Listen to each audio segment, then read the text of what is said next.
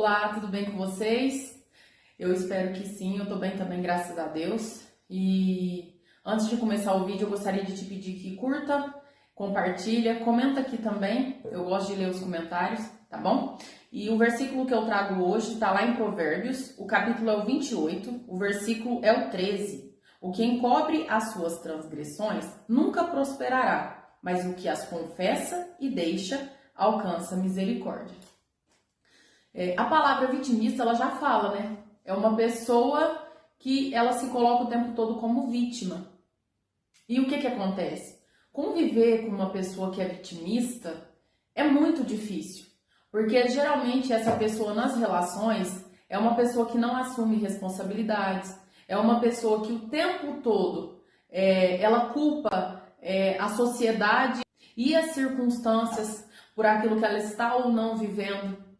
Geralmente o vitimista, numa relação, ele não aceita responsabilidade de nada.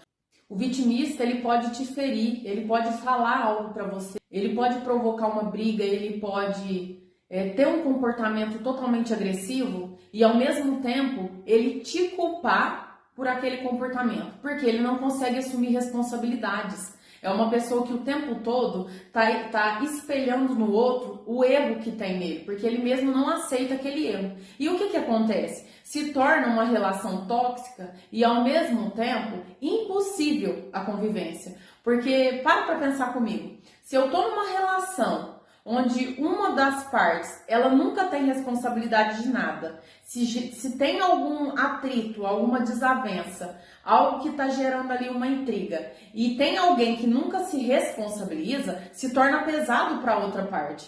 Porque é sempre o outro que está errado, é sempre o outro que precisa melhorar, é sempre o outro que fez aquilo acontecer. E até mesmo quando o vitimista, ele assume responsabilidade, ainda assim não é um assumir genuíno, é um assumir culpando o outro. Porque geralmente a fala do vitimista é a seguinte: eu fiz porque o outro fez primeiro.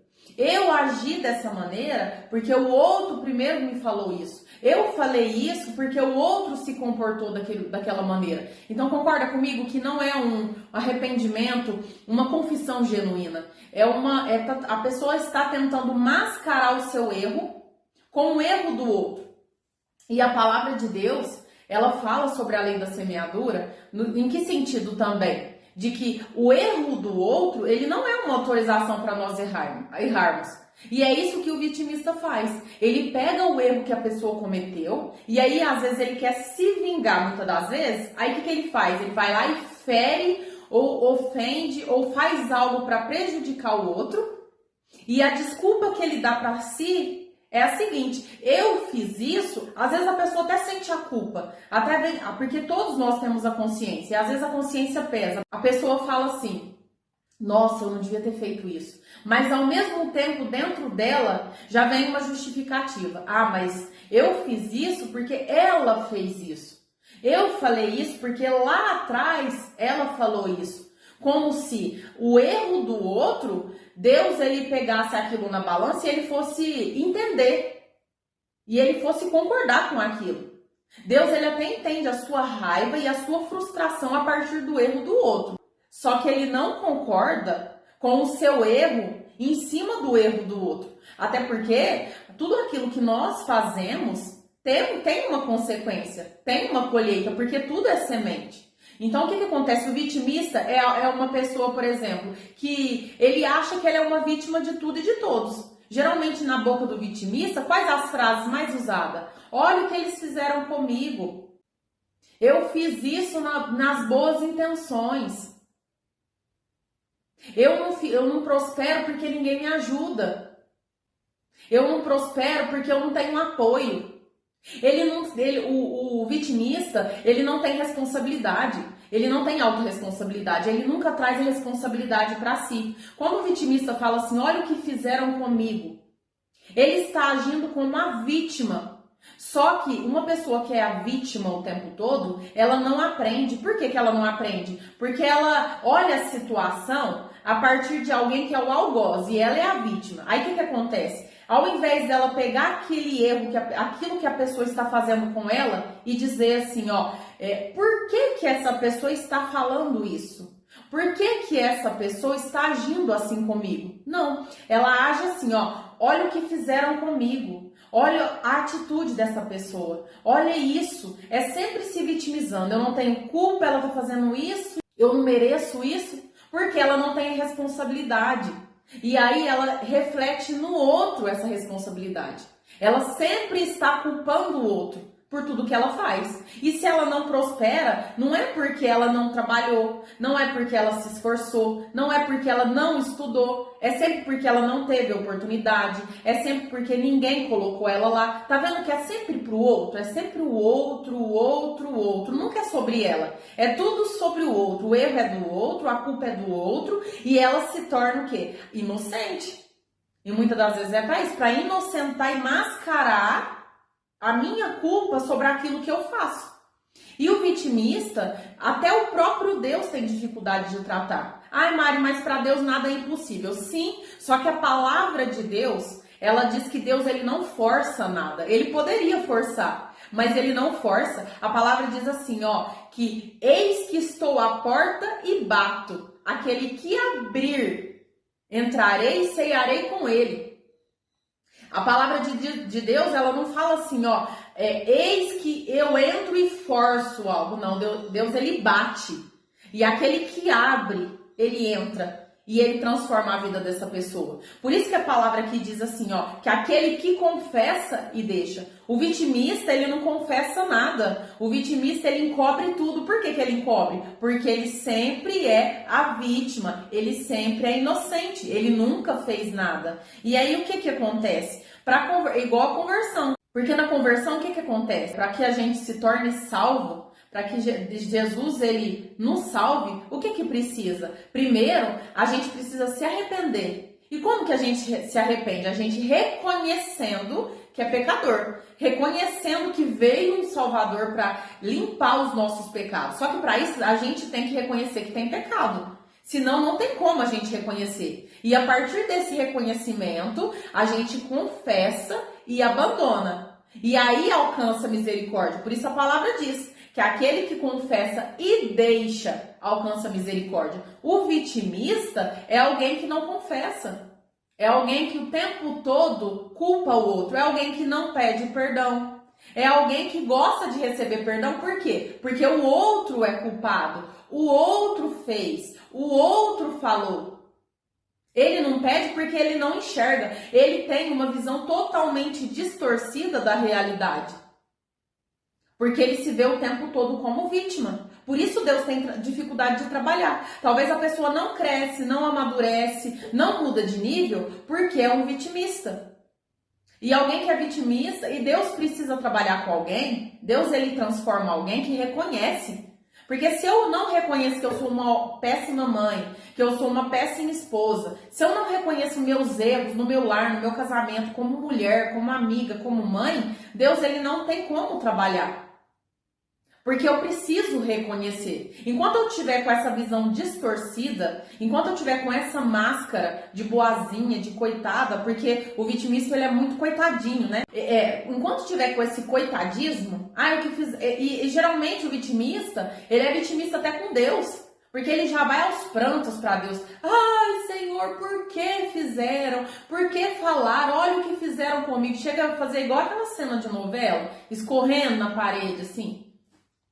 E às vezes Deus está olhando e às vezes queria transformar essa pessoa, porque quer mostrar para ela o erro dela. Deus não consegue transformar porque ela não dá abertura para isso acontecer.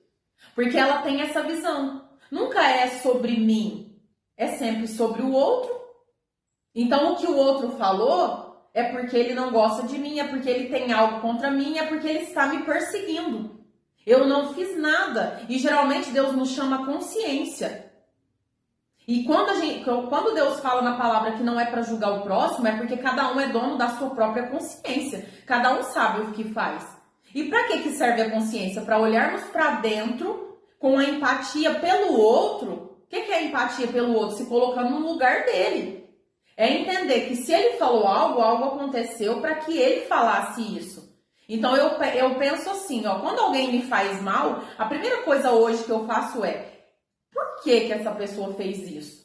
E aí, como eu tenho essa abertura, o Espírito Santo ele fala comigo. Lembra que você fez isso?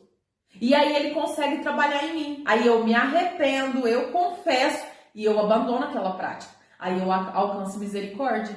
Entende? O vitimista, ele é difícil de ser trabalhado por Deus. Porque Deus usa pessoas para falar, Deus usa a palavra. Só que o vitimista, como ele olha o tempo todo para si, é tudo sobre o seu ego, ele não consegue aprender e ele não consegue mudar. Porque ele nunca é culpado, ele sempre é inocente. E a palavra diz que nós somos culpados. E geralmente o vitimismo, ele é aprendido. Eu era uma pessoa vitimista. Por quê? Porque eu fui criada numa casa onde o meu pai, ele era vitimista. Ele tinha ações e ele se vitimizava o tempo todo. E aí a gente vai aprendendo. Só que tem níveis. Tem vitimismo que é menor e tem vitimismo que é o extremo. Da pessoa não conseguir enxergar mesmo. Eu era aquela vitimista que eu tinha o vitimismo, mas eu conseguia enxergar os meus erros. Só que tem vitimista que não consegue mesmo. Ele justifica o tempo todo. Na cabeça dele parece que tem dos dois lados parece que tem um gravadorzinho. De um lado fala que ele tem culpa, mas o outro é extremamente maior, diz que ele é vítima. E que ele fez por conta daquilo. Então ele sempre está se justificando. Mas é aprendido geralmente o vitimismo. A mãe, a avó, o pai, geralmente veio de familiar isso, de se vitimizar. E aí a pessoa ela vai aprendendo a ser assim. E o que acontece? Quando você tem filho e você não é tratada nessa área, os seus filhos aprendem com você. Por isso que não é tão difícil de encontrar crianças que também não assumem responsabilidade, que culpam o outro o tempo todo, crianças que geralmente geram atrito e nunca tem culpa no cartório, é sempre a vítima, a mãe sempre tá passando a mão na cabeça, porque se ela é vítima, o filho também. A filha, o filho também é vítima. E aí você vai criando um monstro, vai criando um pequeno monstrinho, um vitimistinha. E alguém que entra assim, e aí essa criança cresce e entra no relacionamento conjugal, vira um inferno, porque o cônjuge não consegue lidar com essa pessoa. Porque é alguém que não assume erro, que não pede perdão, que falha e justifica o tempo todo, que reflete no outro tudo que faz. É impossível. Então, nós que somos mães também temos responsabilidade sobre o filho. Porque porque lembra que a gente é um espelho? O filho ele vai ser exatamente aquilo que a gente é. É muito difícil sair dessa linha. É muito difícil. Raramente vai ter alguém que vai ser o contrário. Existe sim alguém que viu o comportamento e vai ser diferente. Mas geralmente alguns traços de personalidade, a criança ela vai pegando e vai crescendo com aquilo. E ela acha que é normal, por quê? Porque ela viu a mãe, a avó, o pai vivendo dessa maneira. E nós mães e pais temos essa responsabilidade. Porque somos um espelho no qual a criança ela vai refletir aquilo que nós somos. Ela vai aprender com o nosso exemplo a ser daquele jeito. E geralmente o vitimista, o que ele faz? Ele é uma pessoa extremamente exclusivista, com amigos, com filhos. É uma pessoa que quer ser exclusiva na vida das pessoas o tempo todo. Porque dentro dela também tem um sentimento de rejeição. Todo vitimista ele tem um sentimento de rejeição. E aí o que acontece? Às vezes cai numa alienação parental. Às vezes uma mãe, às vezes acontece com o pai também, mas geralmente, na maioria dos casos, isso acontece com a mãe, de fazer alienação parental. Por quê? A mãe, ela cria na cabeça da criança uma dependência dela. E aí, fazendo isso, ela sai como heroína. E o que é alienação parental? É um abuso emocional contra a criança, falando para ela mal do parceiro ou da pessoa que é o pai. Porque às vezes o pai, ele de fato às vezes traiu, às vezes de fato ele abandonou. Mas não significa que ele fez isso, que ele vai ser um péssimo pai. Mas a mãe, às vezes para criar uma dependência da criança no sentido de que ele precisa depender só de mim. Eu preciso parecer melhor para ele do que o pai. Eu não posso deixar que ele se torne tão amigo do pai, porque olha o que o pai fez comigo. Lembra? O vitimista é assim. Olha o que ele fez comigo. Agora, porque ele fez comigo, ele também não vai ter um filho. Ele também não vai ter o amor do filho. E aí a mãe cai numa alienação parental. Aí fala mal do pai com a criança, dificulta o contato com o pai e com a família do pai, muda de endereço, às vezes para longe, para dificultar a convivência com a criança, impede, às vezes, visitas, telefonemas, presentes que, às vezes, o pai quer receber, oculta informações importantes como saúde, escola, doença, e isso traz várias consequências para a criança. A criança fica com depressão, a criança se sente rejeitada, a criança ela fica agressiva. Por isso que não é tão incomum de ver crianças que sofrem alienação parental ser extremamente agressivas por tudo, explosivas por tudo. E isso, além de trazer prejuízos emocionais, ainda traz prejuízo cognitivo para a criança. Além de comprometer a construção da identidade e ainda atrapalha a convivência dessa pessoa nos relacionamentos com pessoas, porque ela se torna uma pessoa extremamente agressiva e um vitimista. Olha que sério que pode se tornar isso, uma criança criada nessas condições. Então isso é muito sério. Se você é mãe e você pratica ou já praticou alienação parental, isso é muito sério. E tem consequências gravíssimas. Não só para você, mas também para o seu filho. E Deus, ele vai cobrar de você essa responsabilidade. Porque nós, como pais, nós somos cobrados. Porque os filhos não são nossos. O filho é uma herança do Senhor. Deus, ele nos entrega para criar, mas para ele. Hoje somos pais, mas vamos entregar adultos que vão ter essa paternidade nele. Como você está cuidando desse seu filho?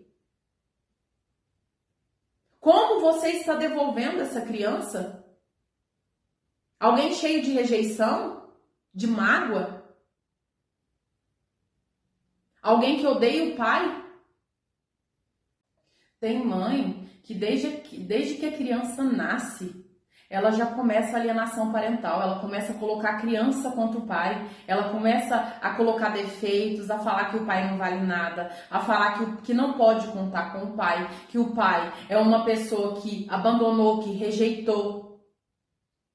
Ou às vezes a mãe, ela na maioria das vezes, ela nem fala diretamente para a criança, mas ela tem conversa com qualquer pessoa que senta na mesa dela e perto da criança. Ela faz questão de dizer o quanto o pai rejeita a criança, o quanto o pai é ruim, o quanto o pai é uma péssima pessoa como pai. E me entenda, se essa pessoa, se esse homem, ele te traiu, ele te abandonou, ele pode ter feito coisa com você, assim, que não dá nem pra nomear. Mas isso não te dá o direito de destruir essa relação dessa criança com o pai.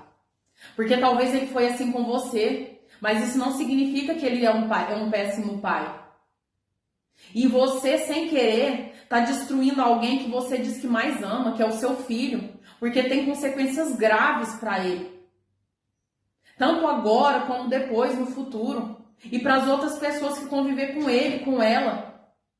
Eu conheço vários casos em que a mãe não deixava o pai dar presente, não deixava o pai visitar. Nesse caso, o pai era pai de menina. Essa mãe, ela tem essa filha e ela não deixa visitar, ela não deixa pegar a criança, ela não deixa dar presente. Fica o tempo todo falando tanto que o pai é ruim, que o pai que o pai rejeita, que o pai ama mais os outros filhos do que ela e vai criando esse sentimento na filha. Como se isso fosse uma verdade absoluta. E na verdade, o que essa mãe muitas das vezes quer? Às vezes pode ser o medo de a criança amar aquela pessoa que tanto te feriu, ou pode ser também uma tentativa de manipular, de ter controle sobre aquela criança. Porque se ela pode contar só com você, então no futuro e agora vai ser só você. Só que você não tem esse direito. E a alienação parental é crime. Tem uma lei contra a alienação parental. Você sabia disso? Você não pode agir dessa maneira. Nesse caso em que a filha que sofre essa alienação parental, eu conheço vários casos, mas esse em específico me chamou atenção. Por quê? Porque o pai, o que ele está fazendo? A mãe, ela faz isso. Quando ela não falava para a criança, ela falava para as pessoas ao redor. E aí a criança ouve. Se você fala, a criança, ela ouve. Não ache que a criança não está entendendo ou que ela não está ouvindo. Às vezes ela está brincando, mas ela está ouvindo. E ela está colocando no coração aquilo que você está falando. Se você não tem nada de bom para falar do pai da criança, fecha a boca. Porque você mesmo está se condenando com as suas próprias palavras. E gerando uma destruição no coração e na mente de uma criança. Isso é crime. Nesse caso que eu estou falando para vocês, o que ele está fazendo? Ele está juntando provas.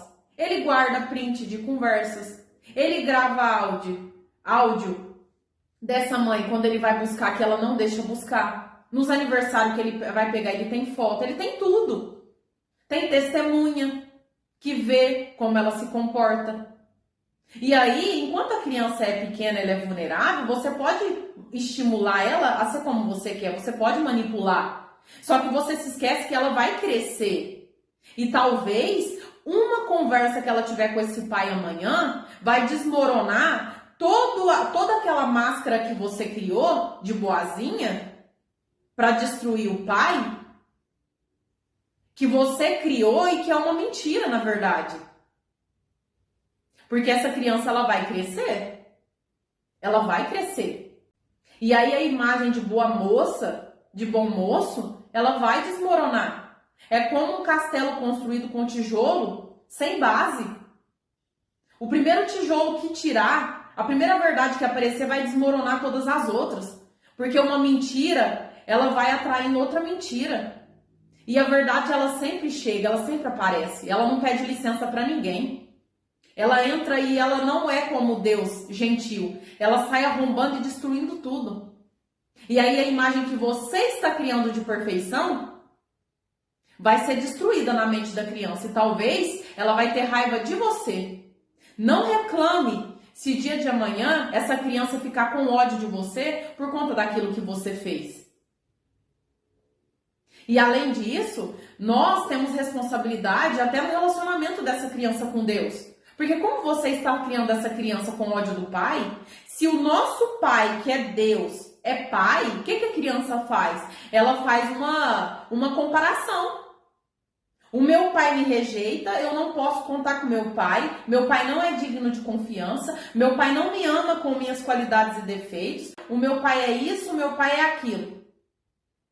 E aí todo mundo fala assim, Deus é pai. O que a criança inconscientemente cresce pensando? Se Deus é pai e meu pai é desse jeito, então eu não vou confiar em Deus, porque Deus também não é digno de confiança. Porque se ele é pai, só que a palavra diz que nós que somos maus sabemos dar boas coisas aos nossos filhos. Quem dirá Deus? Deus é o padrão do padrão do padrão de pai para nós. Só que por conta da nossa criação, às vezes da alienação parental que você faz, essa criança vai ter uma visão totalmente distorcida da paternidade de Deus. Você não tem esse direito e vai ser cobrado de você. Porque você está atrapalhando, além disso, você está atrapalhando o relacionamento e a aproximação de Deus com essa criança, com esse futuro adulto. E é responsabilidade sua. Não adianta fugir dessa responsabilidade. A verdade, ela precisa ser dita.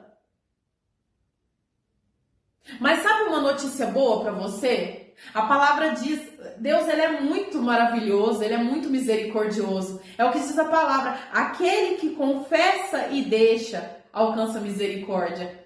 Deus é tão bom, mas ele é tão bom, mas ele é um padrão de Deus, de pai, de mãe, tão maravilhoso e tão mais alto do que nós, que se você se arrepender, se você reconhecer aquilo que você fez, você confessar, se arrepender, você alcança misericórdia. E ele te perdoa no exato momento que você se arrepender.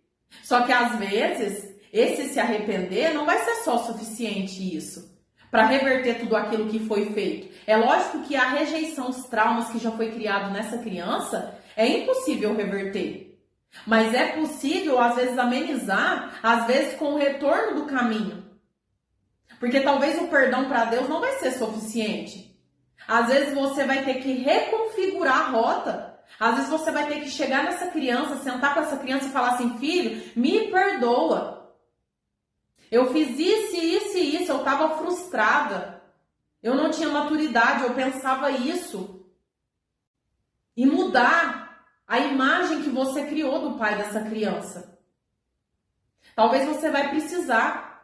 Só que para isso você tem que se despir do orgulho, porque o vitimista, ele é orgulhoso. Como ele não perde perdão, ele não quer reconhecer, ele sempre mostra uma imagem de perfeição. Ele não vai querer mostrar vulnerabilidade. Ele não vai querer mostrar que falhou, porque ele não reconhece.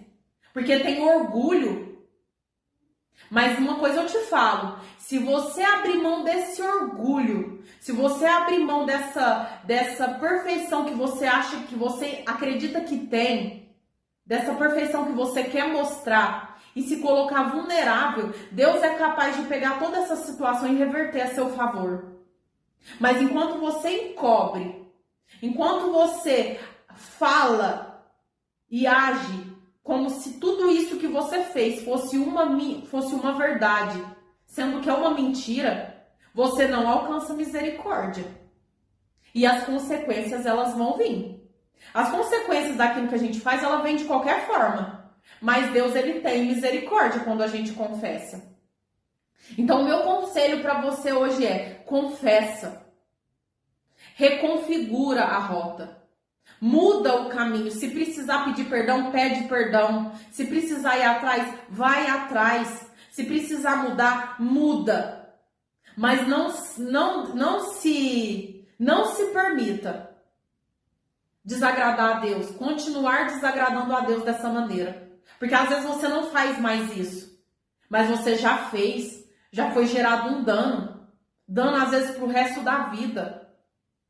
Se arrependa. Vai para os braços do Senhor, vai para os pés do Senhor, se arrependa, reconfigura a rota. Assuma a responsabilidade, porque esse companheiro, por mais ruim que ele possa ser ou possa ter sido, foi escolha sua, não é culpa dessa criança. Você escolheu. Ah, mas eu não tinha maturidade suficiente para escolher, mas você escolheu, a responsabilidade é sua. Ainda que você não planejou gestação, ainda que você não planejava tudo isso, você escolheu. Se responsabilize pelo que você faz, porque isso gera danos não só para você. Tem pecado que não gera dano só para você, mas para a família inteira, pela sua falta de arrependimento. Então se arrependa, reconheça o seu erro. Deus não vai te descartar e não vai deixar de te amar como Ele te ama por conta do que você fez, porque Ele sabe o que você fez. E isso não impede dele te amar, mas se você se arrepender, ainda com vergonha, ainda humilhada, Ele vai te perdoar e Ele vai te dar estratégia, Ele vai te dar uma direção do que fazer, de como agir, porque tem jeito. Nada é impossível para Deus, tudo tem jeito. Então mude de atitude, reconfigure tudo aquilo que você acreditou até hoje. E a partir do momento que você reconhecer, que você se arrepender, Deus, ele começa uma nova escrita na sua história. Mas enquanto você estiver negando o que fez, escondendo e se colocando no lugar de vítima, no lugar de coitado, de coitada, você vai continuar no mesmo lugar. Porque é aí que você merece estar. Então, hoje, o meu conselho para você: se arrependa. E se for preciso, ainda que para humilhação, E para quebrar o orgulho, reconfigura a rota. Retorne o caminho, mas faça o que tem que ser feito. Porque é responsabilidade sua. E da sua responsabilidade, você pode fugir do homem, você pode fugir do seu filho, você pode fugir de você mesmo. Mas de Deus, não tem como fugir. Então reflita sobre isso. Esse é o vídeo de hoje. Um beijo. Tchau, tchau.